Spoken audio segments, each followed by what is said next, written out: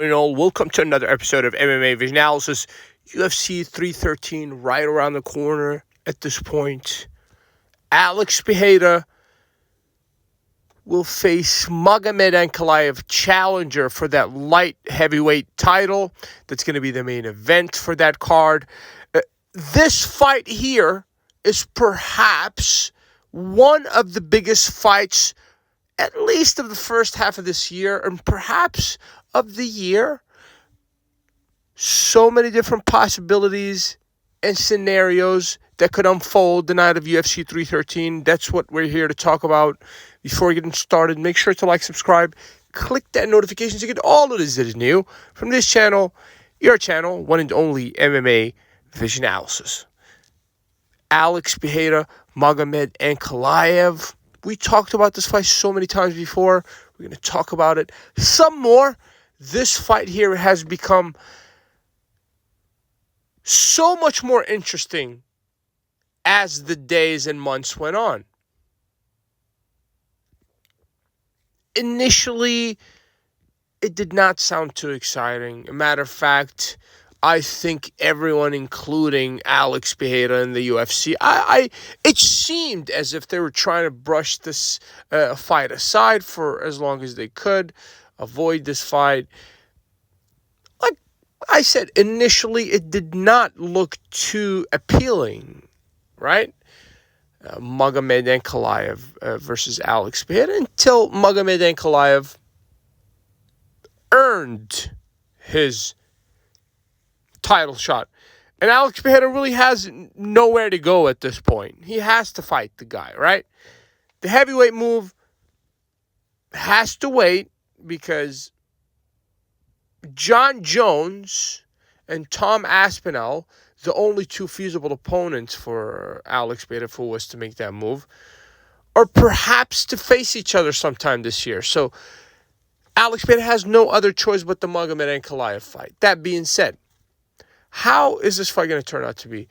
I don't think that Alex Pereira could rely solely on his lead hook in this fight. I think that's going to leave him exposed for that takedown. That single leg is going to come, I think, eventually and inevitably. And perhaps Magomed Ankalaev is going to be successful in taking Alex Pereira down. I don't imagine him having trouble, to be honest.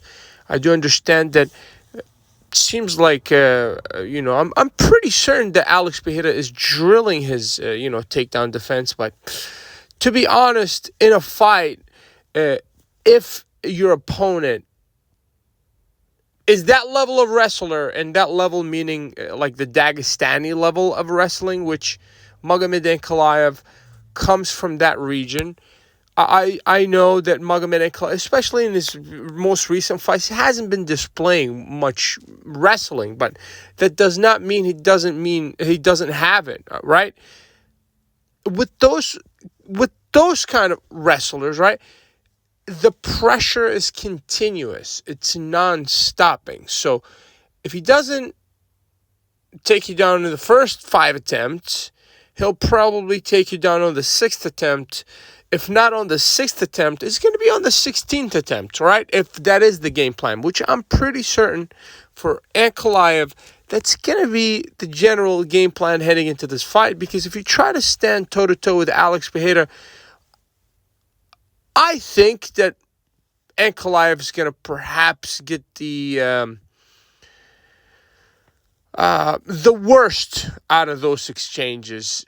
I would assume that Alex Pereira has the longer reach, and generally speaking, striking-wise, Alex Pereira is just a pure striker, right? I do understand that he has some background and some grappling, right? But he's generally a kickboxer,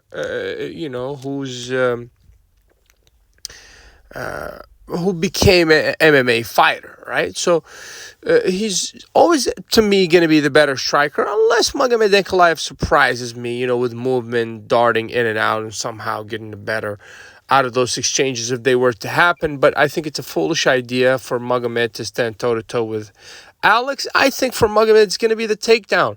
It's going to be relentless. It's going to be drilling the wrestling, and I think eventually it's going to perhaps win Magomed Ankalaev the fight, unless Alex Pereira has other ideas. If you made it this far, appreciate you for sticking around.